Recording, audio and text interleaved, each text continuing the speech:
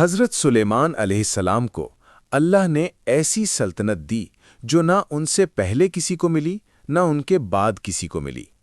انسان، جن، پرندے، ہوا سب ان کے حکم میں تھے، مگر سلیمان کا دل ہمیشہ اللہ کے آگے جھکا رہتا تھا۔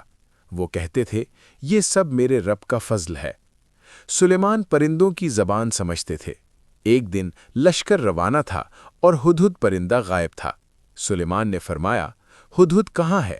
اگر نہ آیا تو سزا دوں گا۔ مگر ہدہد خبر لے کر آیا۔ کہا، میں ایک ایسی قوم سے آیا ہوں جو سورج کو سجدہ کرتی ہے۔ یہ تھی ملکہ سبا کی قوم۔ سلیمان نے خط لکھا، اللہ کے نام سے میرے مقابلے میں سرکشی نہ کرو اور فرما بردار بن کر آ جاؤ۔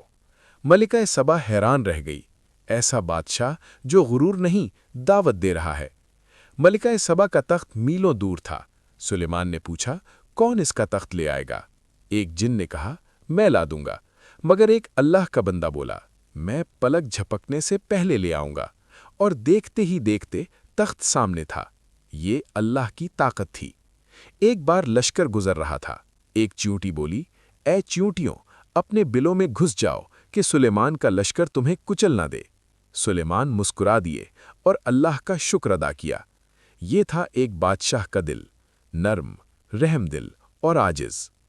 جنات ان کے لیے محلات بناتے، سمندر سے موتی نکالتے اور بڑے بڑے کام کرتے، مگر سلیمان کبھی مغرور نہ ہوئے۔ ہر کامیابی پر کہتے، اے میرے رب، مجھے شکر گزار بنا دے۔